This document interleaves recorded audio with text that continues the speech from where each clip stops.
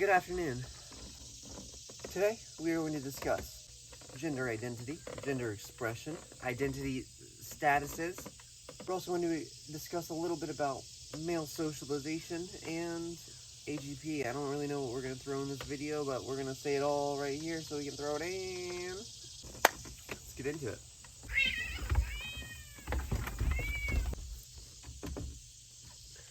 What do you know about gender identity and expression? What is gender identity? What is gender expression? Gender identity is the innate sense of gender that you identify with. It's how you feel that you are on the inside. Gender expression is how you present that to the outside world. Often, gender identities and gender expressions may not necessarily match up. For example, there are many trans women that will boy mode earlier in their transition, and there are also many trans men who will girl mode.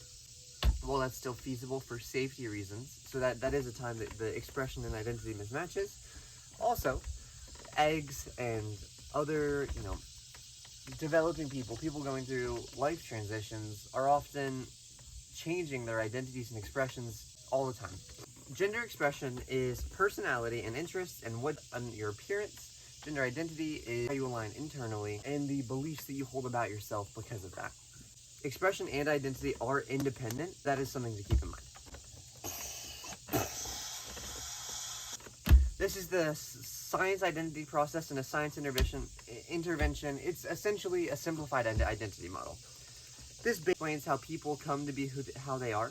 If you start in the top right with role models, this is people like your parents, further guardians that you have, like teachers, grandparents, also your peers, the media you consume, and your teachers. Now, moving, your personal identity is the way that you decorate your character and any classes that you equip. So let's say you're playing a video game and you equip the medic class. You're expected to heal your teammates. In this way, you put on identities and you are expected to fulfill the roles that go with these identities. Your role models will make comments. And, in the case of your guardians and parents, they'll often make decisions for you, especially when you're a young age. They create your initial personal identity, and they also and then you internalize the norms that they're pushing on you, generally speaking. And your peers also serve to keep you as line, and you, to your peers, you serve to keep them in line, because kids really like to make sure things match with their internal images. So, in my case, many of my male friends would make derogatory jokes, and I would participate in them. Didn't understand why that was a harmful action to take. I didn't understand a lot of the implications behind it, but I wanted to fit in with the social group that was making jokes like that. And I was witnessing from my parents, my other models in my life, that was something that was okay. And that is an issue.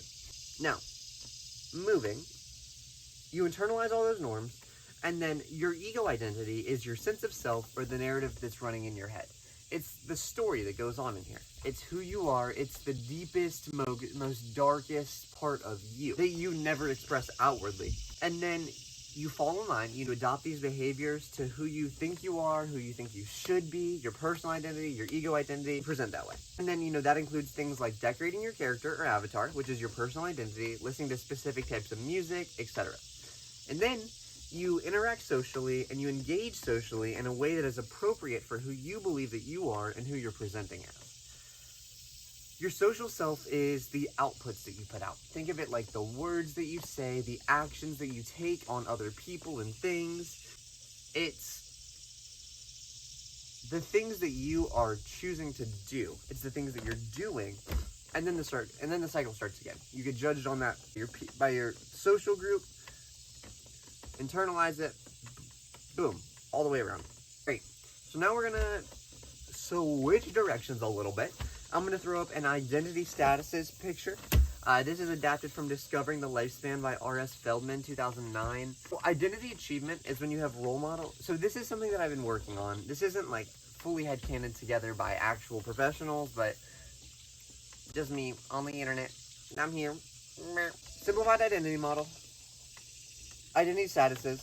Identity achievement is when you have your role models and the circumstances that allow you to develop in the way that is correct for you and is in line with your deepest identity. You're able to go through this circle successfully. Or not necessarily successfully, but you're able to go through it, overcome your challenges, and surpass the limitations in place because you're able to. Most people are looking to achieve. It's right there in the name, it's achievement. Identity moratorium is when you have explored some of these options, but you have not decided on one yet. You know, you're still experimenting. You have not achieved identity achievement, but you are working on it. You know, you're going through multiple crises, which are situations that cause you to evaluate yourself and create growth. You know, you're going through these things that are making you a better person, but you haven't achieved who you want to be yet. You're still figuring it out. Identity foreclosure is when you have committed to a role or expectation without exploring others. Generally, this happens because your role models are forcing expectations onto you. Something that I have found in my research is that many young men and young people that are socialized as males are forced into a sense of identity foreclosure because they have to be a man. They're forced into this idea of what a man is, and that's very restrictive to them. That can cause a lot of young assigned male at birth individuals to struggle with their identity, as maybe some of the things that they really want to do are not in line with the social role that they have been afforded. Their positionality prevents them from going through and achieving growth to the biggest extent possible. Identity diffusion is no commitment, but also no exploration. It's not really important for the theory. I don't know how it fits in. If you have any comments, drop them. Identity moratoriums are more often experienced by those who go through female socialization experiences. One example is that culturally, it feels more natural. Tomboys are accepted more than feminine boys. And then identity foreclosure is more often experienced by those who experience male socialization. But I want to make it clear, it's not like you have to be born a certain way and socialized a certain way to receive one of these. Anybody could be at any state of this chart. This isn't gatekeeping. No gatekeeping here. No matter what state of the chart you're in, I believe you. So looking back at this chart, if your role models are too strict in the limitations that they place on you, you will experience identity foreclosure. I'm considering this a top-down issue, as your role models are forcing you to conform to your social role. Some people have mentioned that the male socialization is kind of like being the vanguard in the military. You know, you're meant to be the first there. You're meant to tank. You're meant to do the heavy lifting.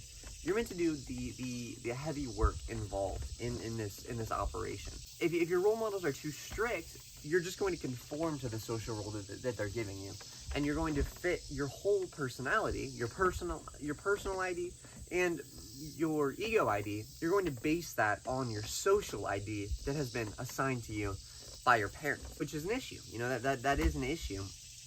Now, identity moratoriums are when you are allowed to explore, and the issue is more on the left side of the chart.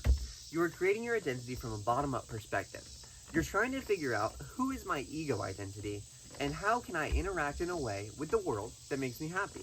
And you'll see many people customize themselves more with makeup and with jewelry and with body modifications and other ways that they can express themselves outwardly.